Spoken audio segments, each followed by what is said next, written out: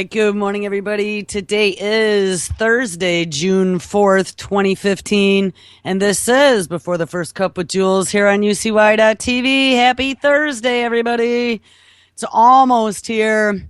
It's 51 degrees and partly cloudy here in upstate New York. Supposed to get up to the mid-70s today, so that will be a bonus. No rain, no cold. It's all we can ask for. So where did we leave off yesterday? I hope I'm on air this morning. Yes, I am. I did a whole 12 and a half minutes with my microphone not broadcasting yesterday. So if anybody noticed for the 5 o'clock show, I actually had to re-record the first few minutes of the show. So I had something to put up at 5 o'clock. But today it appears that I am okay. So I titled the show yesterday, and I'm sure that people kind of raised an eyebrow and didn't even click on it, but it kind of made me giggle. Anthrax under every bed, where possums and antelope play. We actually took a look at this growing anthrax story, which I noticed really nobody much is speaking about. There's quite a bit more now in the mainstream news, but at least in the alternative media, everyone's just kind of ignoring it.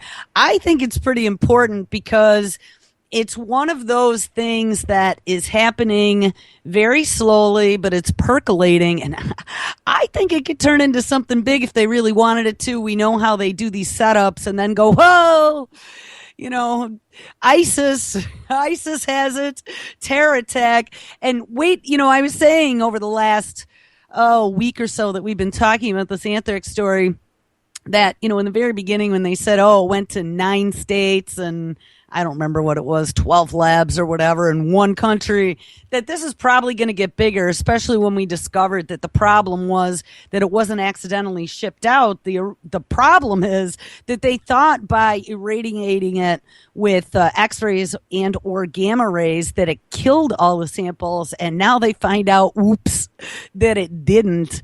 I was going through Pigmine's uploads from last night and or this morning, and sure enough, not only were there like 5 stories out of mainstream today where typically there's only been 1 or 2, but it's gotten much bigger. It's gotten much, much bigger.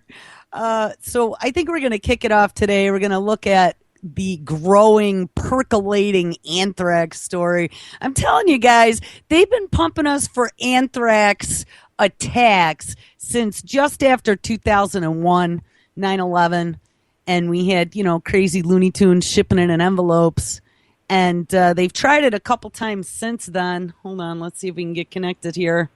There we go. All right, we'll disconnect until we're ready. And now, we are talking, I heard one of the clips, they had said that maybe now, originally they had said it was, looking at shipments back through July 2014 through March or April of 2015 to determine where they sent them and how killed it was and whether or not it was killed. But now they're saying 2006, which is what I said they would say. And I would even say long before that. So let's see. Yeah, I got a couple clips. There was actually a DOD one too, but he pretty much said everything that these ladies said. So let's go. We're going to hear the next part. We listened to the the Pentagon correspondent out of CNN yesterday saying that not only did the DOD ship anthrax to its own facilities at the Pentagon, but she works in the Pentagon, and they had not told anyone officially in that building even that they had received a potential shipment.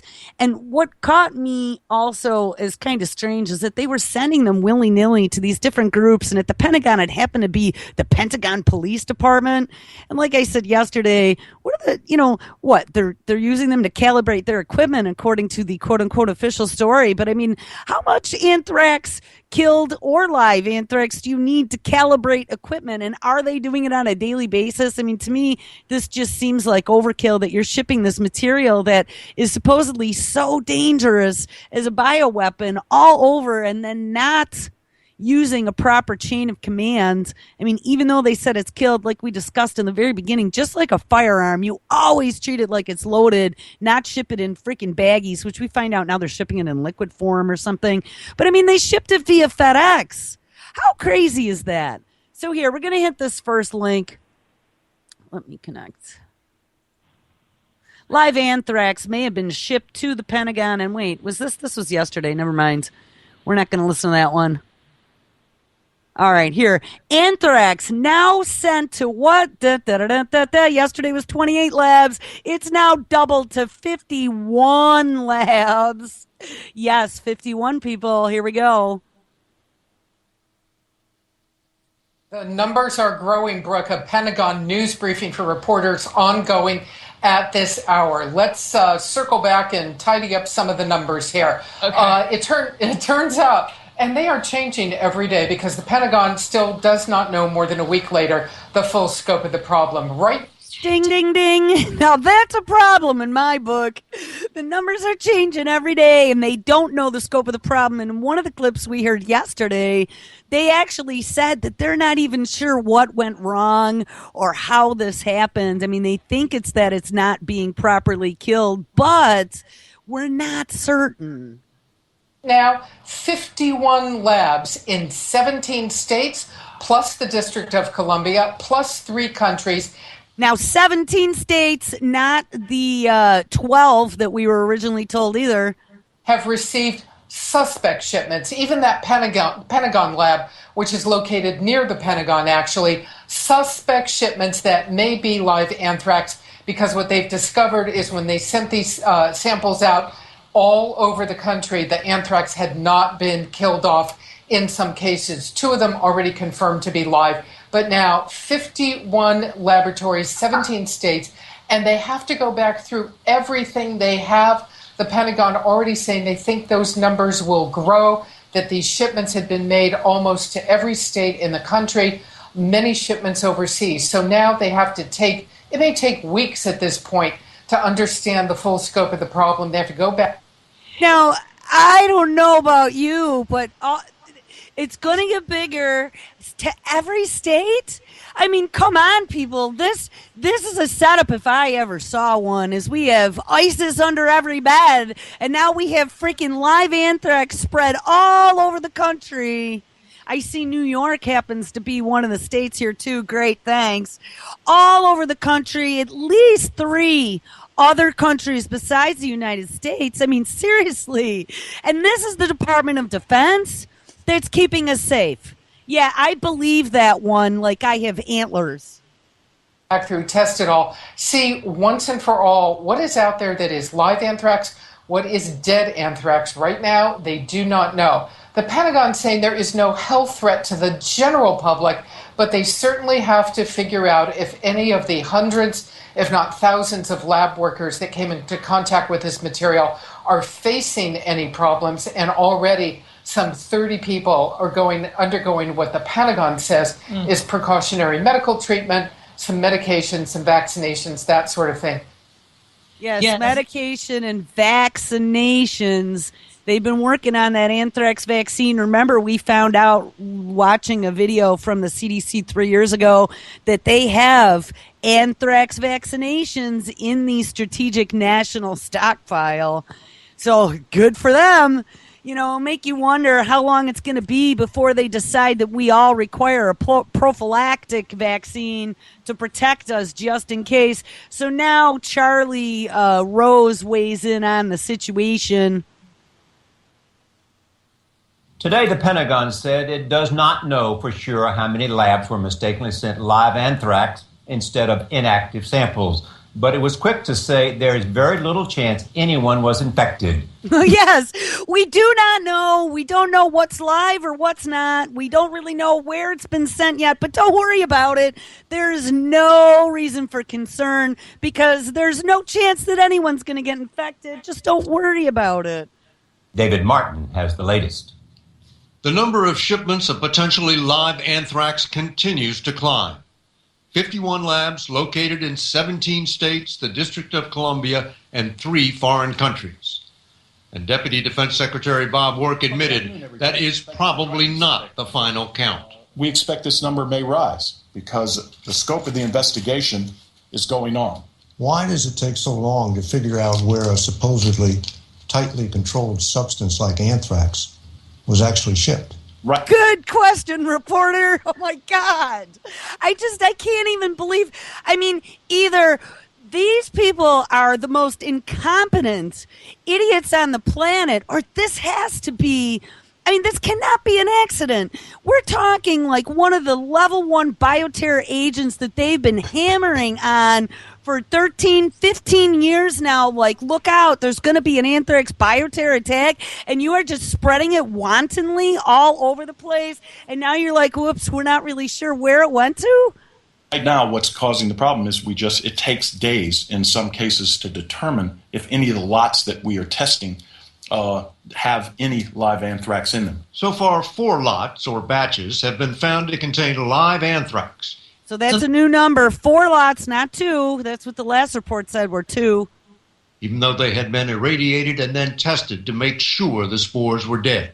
We actually issue a death certificate that says this organism is now dead.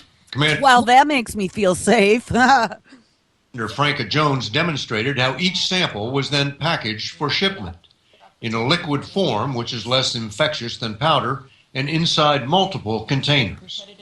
Yes, inside a cardboard box with styrofoam inside of a plastic container, and inside that plastic container, it's in a baggie. She's showing on stage how they're packaging it. We believe that the risk is 0 for the general public, yes, and she looks very convincing saying that, not. Well as for the people who have handled this box. Pentagon officials also said the samples were too small to infect a healthy person, but 31 lab workers who were exposed to the anthrax are taking medication as a precaution. Charlie? Thanks, David. And what's such a crack of shit there is that the samples were too small, except that the video that we watched from 3 years ago from the head CDC guy, and maybe I'll dig that one back up again. It's in the notes of the show from a few days ago. He had actually said that all it takes is a few spores, and I mean, you can infect all kinds of people. All right, I got one more. I pulled 3 clips, but there were probably 5 or 6 from last night. This one looks like it's from ABC News. So we did CNN, CBS, and now we're going to do ABC. Let's see what their take on it is. The new numbers tonight, and they are eye-opening when it comes to that anthrax scare. Many more samples sent out than first thought. The Pentagon sending out live anthrax by mistake, FedEx, from one base in Utah. At first, we were told to labs in 9 states. Well, tonight comes word, samples sent to nearly twice as many states, 17 now. Let's get right to ABC Senior Justice Correspondent Pierre Thomas in Washington. And let me get this right, Pierre. 51 labs now instead of 18 as we first thought? David, that's right. 51 laboratories, and that number could go even higher as the Pentagon looks at shipments dating back to 2006. Bing! 2006! Wait, we were told it was 2014. I mean, this is just... honestly, this morning, I got up early. I was so beat last night. I did an 18-hour day, and then yesterday was just technical issues galore. So by 5 o'clock, I said, forget this. By 8 o'clock, I was out cold. And I got up bright and early this morning, started coffee at 6:30, and I've been digging through news. I was flipping out. How can we possibly go from no worries? So it was nine states, 18 labs, and now we're talking 17 states, 51 labs, 3 countries. Officials suspect that the irradiation process that was supposed to kill the live anthrax spores did not work. Today, Defense Department officials demonstrated how anthrax samples were shipped by FedEx. Vials of anthrax placed in sandwich bags, put in plastic containers, and then stored in boxes with dry ice and then sent on their way. There you go. So vials with anthrax put in Ziploc bags into a plastic container and then into a box. Whoops, I missed the dry ice part. It looks like styrofoam packing peanuts in there. And then they shipped it via FedEx. How many FedEx workers are going through high security checks to make sure that they're not ISIS? This is just insane. I can't even believe this. And they insist was safe, David. Making the case that it was safe in the meantime, Pierre, how many people are now on antibiotics as a precaution? So far, nobody is showing signs of infection. 31 people now protectively on antibiotics, 8 civilians and 23 DOD employees. Officials are confident there were not enough live spores in any specific shipment to make anyone sick, David. All right, Pierre Thomas following this from the start. Pierre, thanks. All right, so there weren't enough live spores to make anyone sick, except we don't know what happened, and we don't know what's live or how much of it is out there. So, hey, I believe them, right? Don't believe anything they tell you. Now, even more interesting, I mentioned a story the other day about South Korea, one of the countries that received the anthrax. They sent it to, trying to remember now, I thought it was a naval base, but I think we ran across it in a story that it was an Air Force base, an American Air Force base in South Korea that received one of those shipments that happened to be live. South Korea was pissed when they found that out because it did not appear to me that the South Korean government was aware of the fact that we were shipping anthrax there. And apparently now South Korea is having an outbreak of MERS. If you remember, it was that upper respiratory infection that a lot of the Middle Eastern countries were coming down with a while back, some of the African countries. And during that one, I don't remember what the gathering is called, but it's the mass Muslim gathering that happens every year where they go to, I think it's Saudi Arabia, and MERS was running rampant at the time. It was kind of curious to me, made me raise an eyebrow. I was like, oh, how interesting that this disease is hitting all of these Middle Eastern nations. Well, now there's a big outbreak in South Korea, and South Korea is going, hey, U.S. military base, how do we know, where, first of all, this MERS comes out of nowhere, and how do we know that it doesn't have anything to do with some substance that you shipped the military base? There was a story that came out this morning that I ran across. 1,369 people are now in quarantine in South Korea as the outbreak grows. So, Kathy, we know that 2 people have unfortunately died from this, but what are South Korean authorities doing to contain the virus? Well, Zane, with this news of the 2 deaths, they have stepped up the efforts to try to stop this from spreading any further. In the past week, we were talking about dozens of people quarantined, and now, as you mentioned, almost 700 have been quarantined. The president herself admitted that there were insufficiencies when it came to the initial response of health authorities, and now they are working hard, having emergency government meetings and set up a task force to do everything they can to stop the disease spreading any further. We also know that one of the people who ended up being diagnosed with MERS ended up leaving the country and is now in China. So, of course. Oh, great.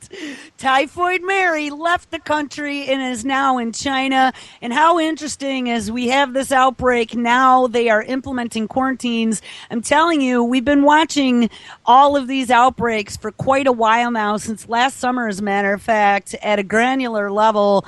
And some of the executive orders, actions that were passed, and one of them was a quarantine for communicable upper respiratory diseases. Of course, fears of that spreading across borders, and there are suggestions from health officials that the government should do more to stop people who are currently under quarantine from leaving the country, Zane. And Kathy, you mentioned that President Park said that there were insufficiencies in terms of how it was handled during the early stages. So what did authorities do wrong exactly? Well, it seems that they didn't do enough. They admit they have apologized for this to stop the initial spread. This came from a man who had been traveling to the Middle East. He came back to Korea. He was feeling unwell, and later it became clear that he did have MERS. Now, most of the people who have since contracted the virus can be linked back directly to him. So, well, there we go. Apparently, they decided not to blame the American government. The suggestion there is that not enough was done to contain that first patient and then to quarantine the other people who had come in contact with him. The fear now is that 2 of the latest cases out of the 25 are not linked to that first patient. They're actually linked to someone who contracted the virus from him. So, of course, the fear is that that disease is spreading further, and then they don't want it at all to get out of control, of course. What officials are saying is that they are expecting more cases to be reported, but that so far they are contained to people who had some kind of contact to a medical facility. So they hope that they are not going to be reporting this spreading in the general public. Yeah, it's all about trying to contain the virus in the early stages. So this is a relatively new virus. We first saw headlines about it back in 2012, so just three. Now, by the way, it says right across the bottom, no vaccine exists to protect against MERS. You know, it really makes you wonder, as we have this biopharma medical industrial complex that has been clamping down, and we had the whole vaxxer versus anti-vaxxer wars going on here in this country, if this isn't all some big sort of global now conglomerate. You know, I mean, remember, too, we have all this nanotech that's going on, RNAi, and these new vaccines. If this isn't some whole big global conglomerate that is really trying to pound it into everybody's heads that there is a danger from these pathogens, they're everywhere. You know, next thing you're going to hear them say is it's global warming, and we all need to line up as a global community to keep us all safe and get our vaccines. Shut up and stop arguing. Years ago. Just give us a sense of how contagious it is and how high the death rate is. Well, scientists are still trying to figure out how people contract it to begin with, but obviously it is a virus now spreading person to person that does have a relatively high fatality rate. According to the CDC, about 3 to 4 people out of every 10 die, and there is no vaccine and no cure. So that's a lot of what is causing this alarm, Zane. No vaccine, no cure. Certainly people are worried over there. As you mentioned, 2 people now dead. Let's hope that the virus is contained. Okay, Kathy Novak, live for us there in Seoul. Kathy, we appreciate it. Thank you. And what I love is, you know, how many of these, now she had actually said, and maybe I can back it up to there, I didn't look at the timestamp, but she had said that this came out of nowhere, I believe. Hold on.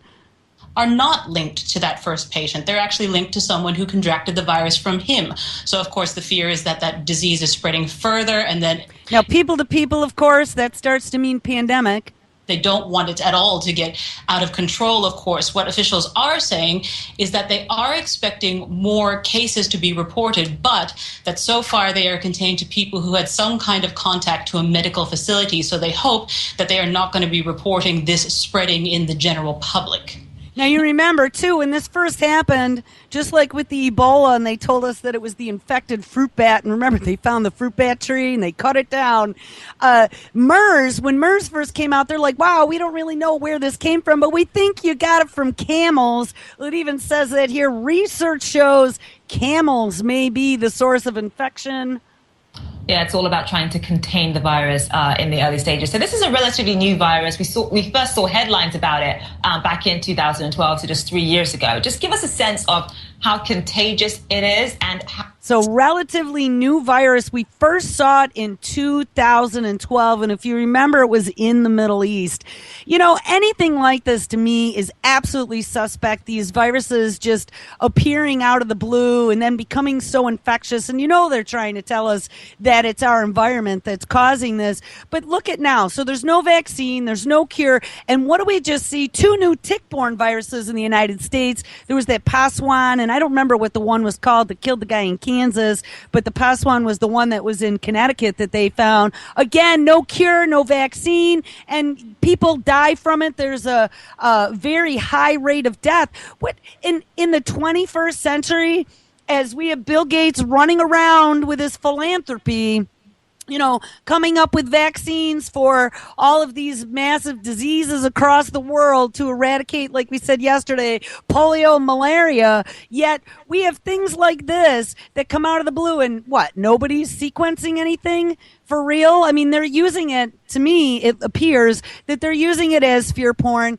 to get you scared, to make you want a vaccination, and to frighten you into submission.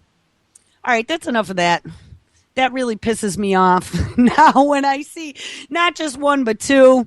And I'm sure that we're going to see more anthrax in the coming days. We watched a video clip yesterday about the antelopes as well. Here, let me kill Skype. And the antelope story actually bothers me more than these other two. I mean, the anthrax story, I say wait and see, but it doesn't look like this is going to have a happy ending, like I said, with terrorists under every bed. But that antelope story was so disturbing. 120,000 antelopes died in 10 days. And it wasn't from something infectious, they don't believe, because it wasn't like one was catching something from another. They just all basically dropped dead. It was 1/3 of the entire global population of that Sega antelope. That has to be a telltale sign that something is very, very wrong. But hey, don't worry, because guess what? Scientists have now developed self-healing robots. Yes, they have. Scientists developed self-healing robots. Scientists have created a small robot that can recover from damage in a step toward machines that mimic the remarkable adaptive powers of humans and animals. So, hey, once we get killed by pandemics, don't worry, because the robots can self-heal. The feat would one day lead to a first responder robot which can cope with dangers that today would put them out of operation. The idea is to have robots that can survive in hostile environments such as, yes, Fukushima-type nuclear disasters. That's a good reason to have self-healing robots like Terminator, if you remember that. I don't know. To me, I was like, self-healing robots, bad idea, number 2,875. I want to be able to break them if need be. Quote, if we send in robots, they have to be able to pursue their mission even if they are damaged and not just come to a halt in the middle of a reactor, he told American Free Press. The research published in the the Journal of Nature, is inspired by the learning abilities of the natural world and isn't anything that is becoming cyborg-ish. Something that they've based upon nature. That's what I really hate. This is like a perversion of nature. They're taking all of the things that millions of years of evolution have perfected, and they're bastardizing it, turning it into something that can be used against us if need be. It says, if a dog hurts its paw, for instance, it will seek to move differently to avoid putting pressure on the painful wound. This adaptive skill comes from experience, from knowing how the body moves and exploring the options that are available.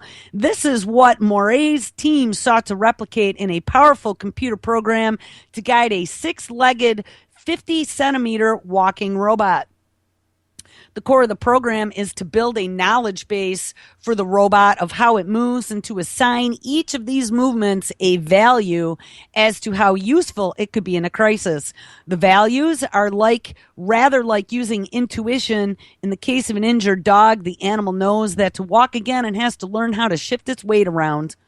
Behaviors such as sniffing or wagging its tail are rejected at this time because they will not help, and the values are then used to guide a learning algorithm. Yes, it's all about the algorithm, called intelligent trial and error, that conducts experiments to see if compensatory behavior will help the robot to continue its mission even when damaged. Using it, the prototype robot found a way to keep walking even after a couple of minutes, even when 2 of its legs had been broken.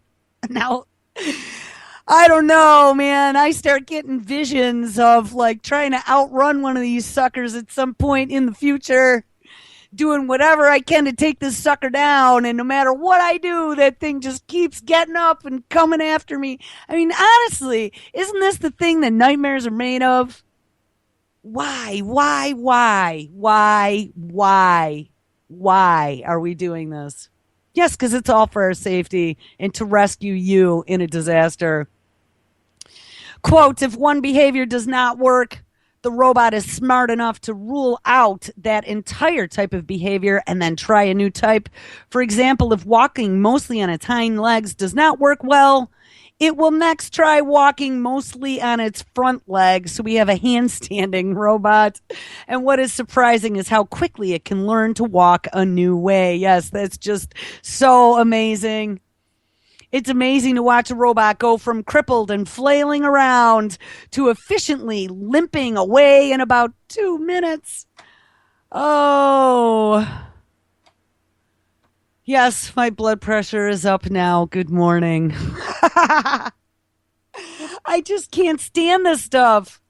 And every day, every single day, it gets worse than it was yesterday. And if it could even get worse, look, Facebook is now doing research on artificial intelligence.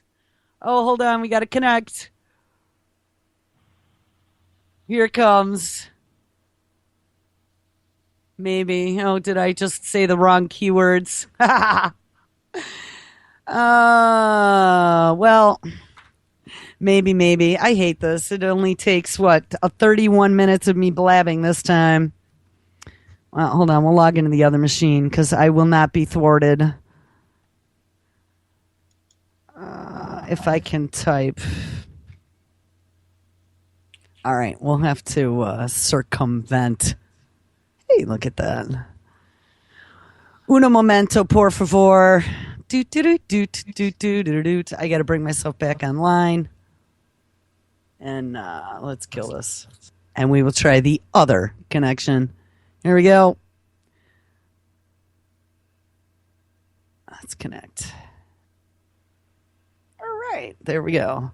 Okay, where is it? Where did I put that one? Scroll down.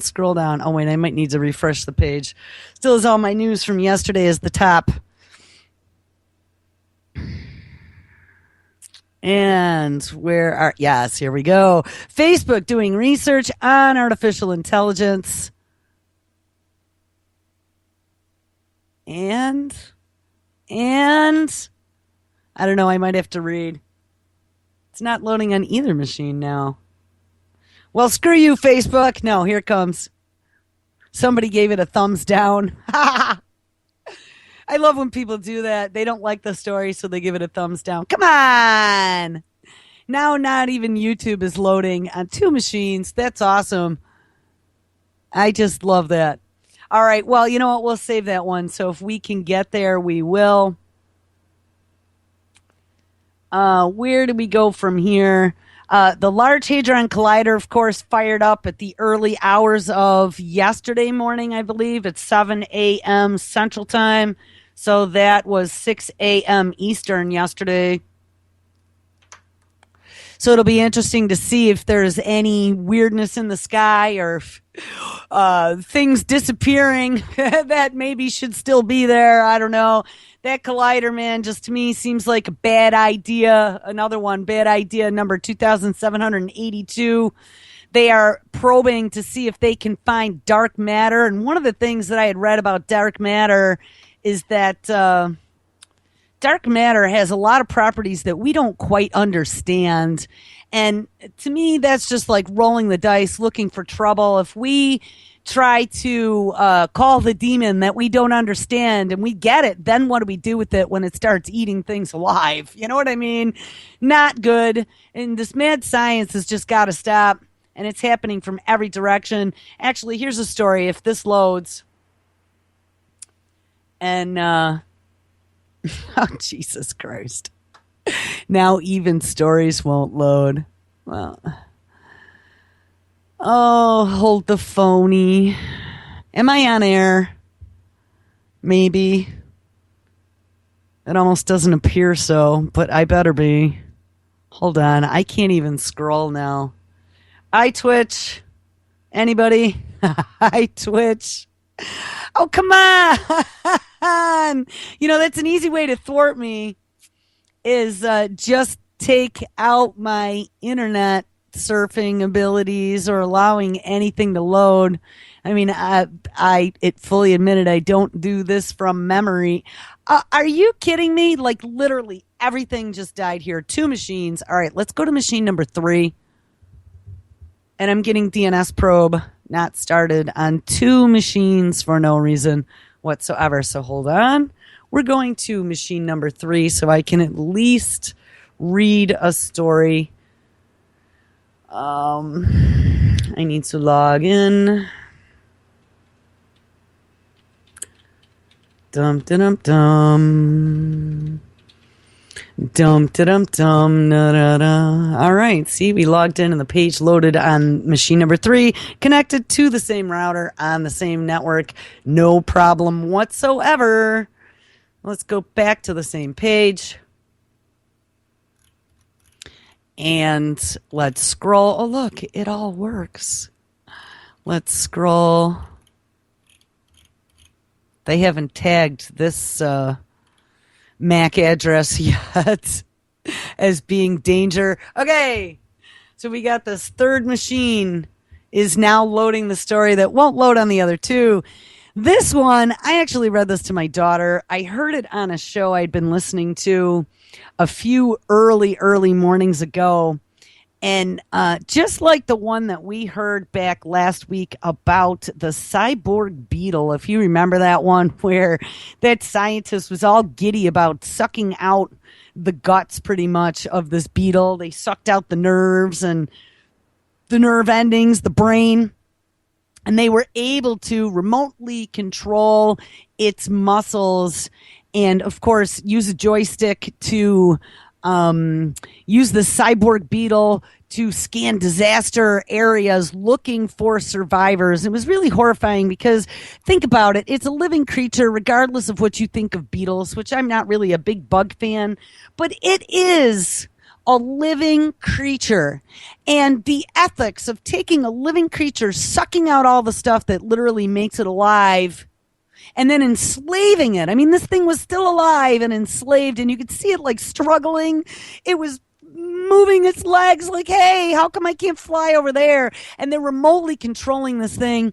Well, even more bothersome is the story that I heard about a couple mornings ago, and I actually found it's from August of 2014, titled Cyborg Moths Can Be Controlled Mid-Flight by Scientists. Now, okay, no more disturbing than a cyborg beetle, except that when you start reading about how they created these cyborg moths, and then you remember a story that we talked about a few weeks ago with these new nanowires and being able to embed them into brains, and of course they're using them on like not PTSD patients, but military who have been injured, who maybe have lost the use of their legs or arms due to injury. They were able to fix physical problems by inserting these nanowires into brains and like hijack the nervous system. Well, check this out. It says moths are way cooler than butterflies for a lot of reasons. This is out of Motherboard. From Vice magazine, Vice.com. So, you know, whatever you think of Vice.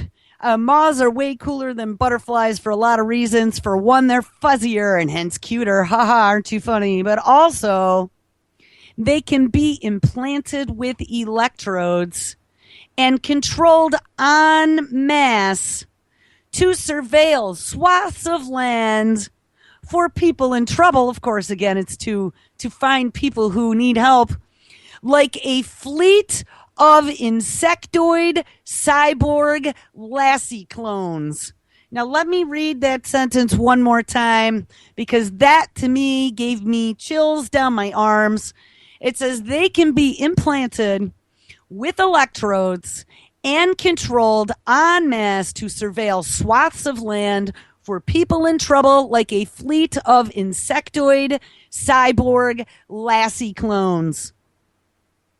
Beep, beep, beep, beep, beep, beep, beep. You know, they're doing this research on insects and animals right now. How long do you think it's going to be? And injured military, how long do you think it's going to be before this is something that becomes a commonplace implant, let's say? What, you know, first when you're injured or you're dying or I don't know, you have Alzheimer's, they're going to tell you they can fix you that way. But maybe then it's going to become augmentation in the future. Then maybe forced augmentation, right? All right, a little bit more. Researchers at North Carolina State University have developed an approach to creating cyborg moths that can be remotely controlled by implanting electrodes deep into their indirect flight muscles during its pupal stage. Okay, when it's a baby, they insert these electrodes into their muscles when it's a baby while it's still in the cocoon. That way, when the muscle fibers of the developing moths grow around and with the electrodes, So they literally put these electrodes into an infant bug, and then it grows with these electrodes in it. It says it results in a flying bug that can be controlled with electrical stimulation after it emerges from the cocoon. Now, if there is not a breach in ethics, I don't know what is. I mean, again, not that, I feel sorry for moths, but this is a living creature. It is a living, breathing creature. And we're turning it into a cyborg. How is that even allowed? Well, it's for the good of the people. It's, the death of the one is for the good of the many, and it can be used to surveil large swaths of land for people in trouble. So it should be allowed. It's okay. So says you. It says the end goal, the researchers say, is to develop a fleet of moths. A fleet, flying in swarms, no less, that could be useful in rescue scenarios. In the big picture, we want to know whether we can control the movement of moths for use in applications such as search and rescue operations, says Dr. Elper Bokerts, author of the study published in the Journal of Visualized Experiments. Quote, the idea would be to attach sensors to moths in order to create a flexible aerial sensor network that can identify survivors or public health hazards in the wake of a disaster. To achieve this futuristic vision, the researchers are currently investigating how moths can be controlled in large numbers. And besides allowing the moth's flight to be controlled, the embedded electrodes also allows for an electromyographic signal, which are the electrical signals given off by muscle activity, to be monitored mid-flight. Bokerts and his colleagues stuck a test moth inside of a magnetically levitated test chamber so as not to disturb or impede the moth's flight, and then they commanded the moth to rotate itself in midair while collecting the EMG data on its muscle movement. By watching how the moth uses its wings to steer in flight and matching those movements with their corresponding EMG signals, we are able to get a much better understanding of how moths maneuver through the air, and I'm sure that probably the next step is going to be robo-moths. So that's great, but so far the moths do not have cameras attached to them, which you'd presumably need in order to have them be useful for search and rescue or for surveillance. So, guys, they're working on surveillance moths. Come on. I just can't even get over the garbage that I read on a daily basis. And people will not believe you if you try to tell them this over a beer. I'm telling you, they will not. The North Carolina State's team is the latest in a string of recent attempts to hack insects to do our bidding. For instance, you can hack a cockroach and control it with your smartphone for under $100. Previous studies have put moths at the helm of tiny robot cars to allow researchers to follow them to find the source of their pheromones. Bokerts and his colleagues are confident that their contribution to the burgeoning field, yes, the burgeoning field of cyborg insects, is an important step toward creating a fleet of surveillance moths, which is quite a terrifying thought. Well, at least they mentioned that in this article. And of course, there is much work to be done, but now we have a platform for collecting data about flight coordination, said Bokerts, and the next step includes developing an automated system to explore and fine-tune parameters for controlling moth flight and furthering the miniaturizing of the technology and testing the technology in free-flying moths. And then, of course, the cameras. The idea of thousands of cyborg moths with electrodes protruding from their thoraxes surveilling us from above is equally as terrifying, and this author says cool as hell. But hey, that is the future for you. Ha ha ha. Well, I don't want that to be my future. So now we got to figure out how to kill cyborg moths too. I think I'm going to get one of those big zapper tennis rackets and short circuit the cyborg moths. Like, how frightening is that? So now what, all of a sudden you're not going to know whether a bee or a moth or a fly is a real bee, moth, or fly, or some cyborg freak that's recording all your conversations? Talk about paranoia to the nth degree. This is just not cool. Absolutely not cool. All right, it looks like I have internet back, so we're going to try to play this clip about Facebook now doing research on artificial intelligence. Maybe this will play. Dude, artificial intelligence one day controls social media. Well, Facebook is expanding its research into AI. It claims the research could make its services even better. CNET senior editor Jeff Bakalar is here with more. So, Yes. Jeff, what's up? What is Facebook's ultimate goal here? I think what they're trying to do, and this is not something new, they've been working on this for years, what they're trying to do is streamline their algorithmic process. Bing, bing, bing, bing, bing, bing, bing, bing, bing, bing, algorithm.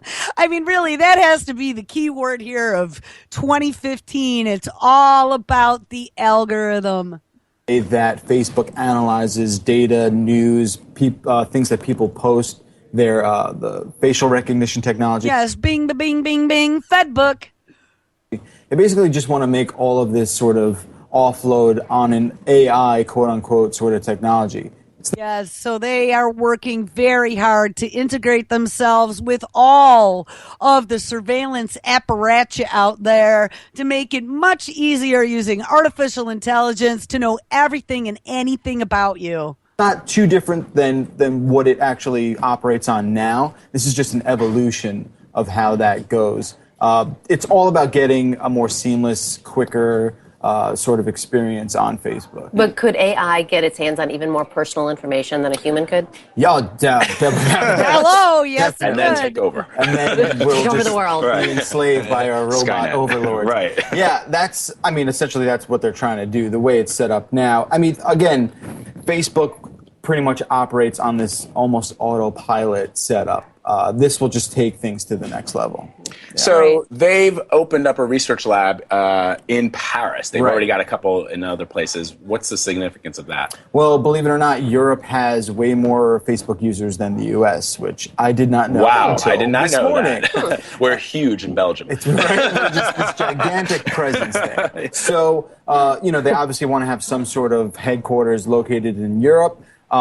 There's a lot of different sort of privacy laws in Europe than there are here. So they're facing a little bit of controversy with existing in Paris. So it'll be interesting to see how that plays out. But they definitely need a presence there. The way it's been working over here is sort of, they have an AI office in New York and I believe one out in Menlo Park in California. So the idea is to sort of get this global sort of focus on AI as it pertains to how Facebook interacts with its European users. Gotcha.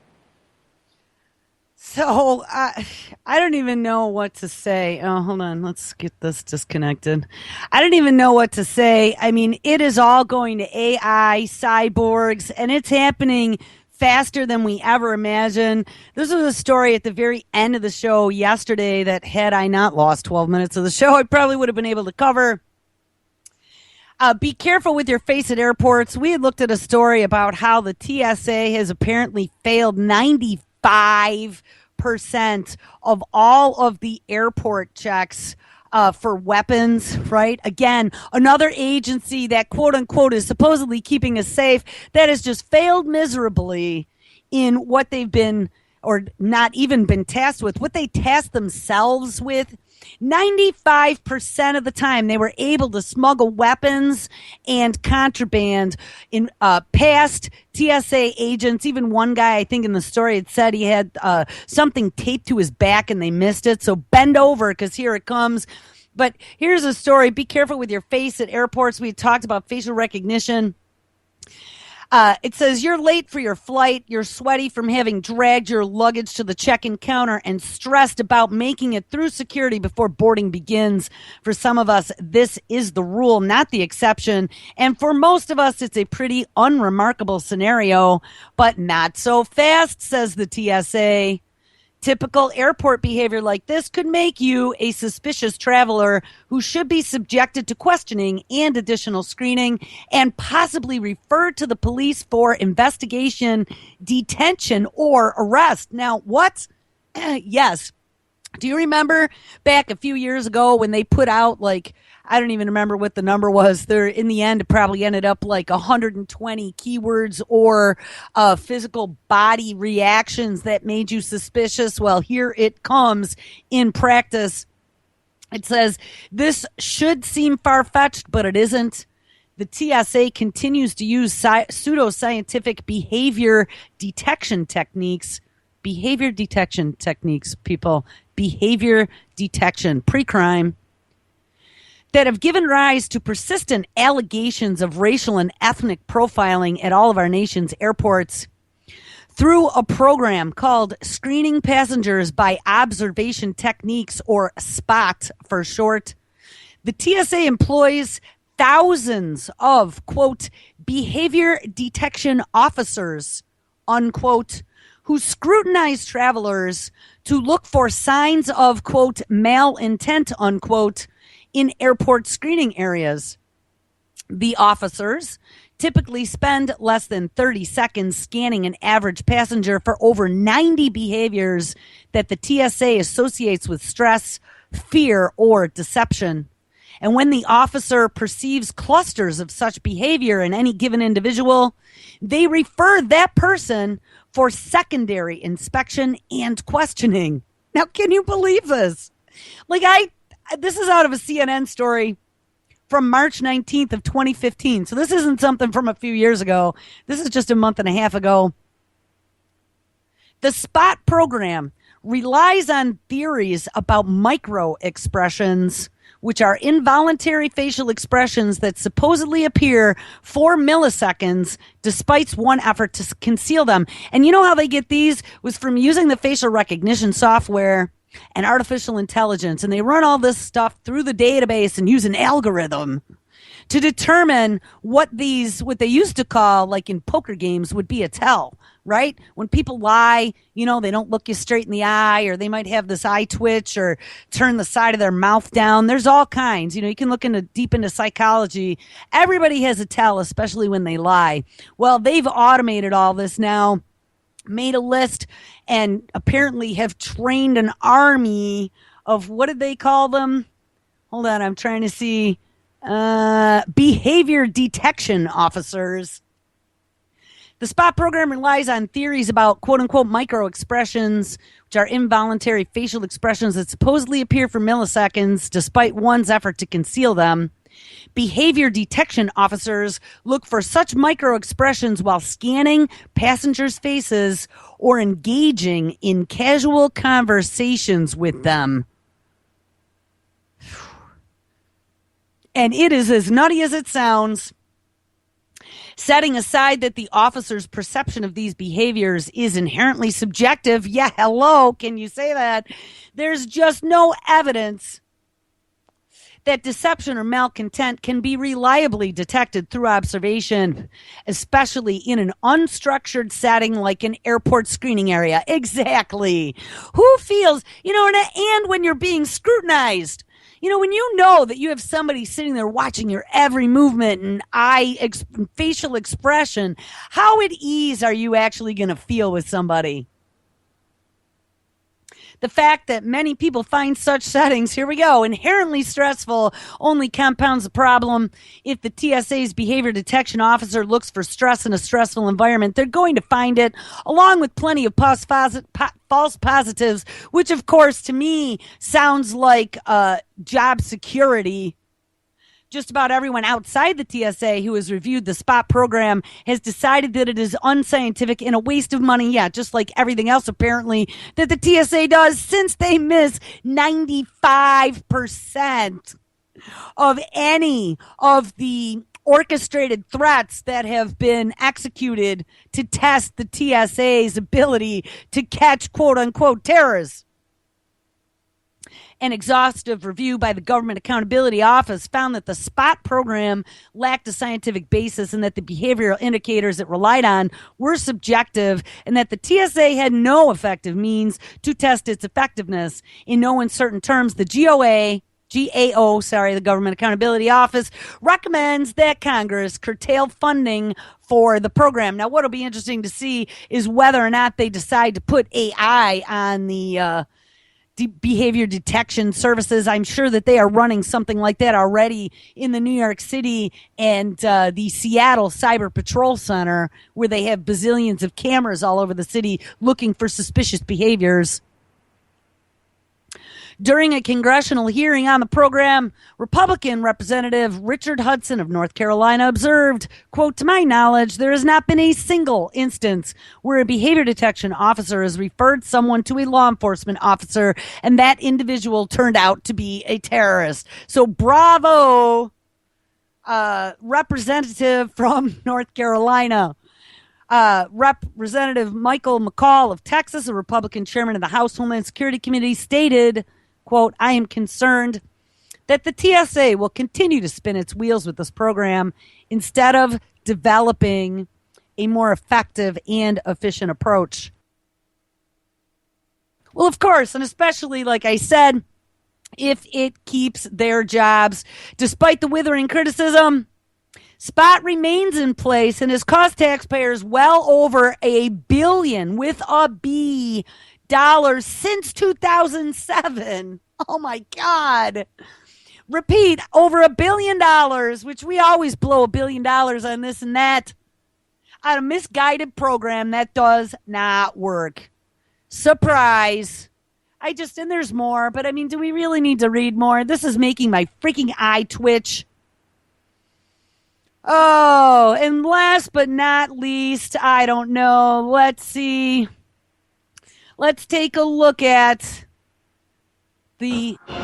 Circling the skies across the country, the FBI is operating a small air force. The Associated Press has learned that the FBI has been using scores of low-flying airplanes with high-tech imaging devices, all registered to fictitious companies. People for years, if going back more than a decade, have been concerned when they see these low-flying airplanes circling above their house, so much so that some people even call 911 and ask the police, who is this person circling above? The AP traced at least 50 aircraft back to the FBI, including this single-engine Cessna spotted at a regional airport in Northern Virginia. The key thing on that aircraft is that if you look on the left-hand side, there's like a white basketball-looking object. And what that is a camera, so when the plane makes a 90-degree... And there we go! All right, guys, make sure you stick around. Mr. Kevin Blanche up next. Mr. Chuck Ocelli live at 6 behind the woodshed with Hal Anthony. Double Cross with Chuck and Anthony with SM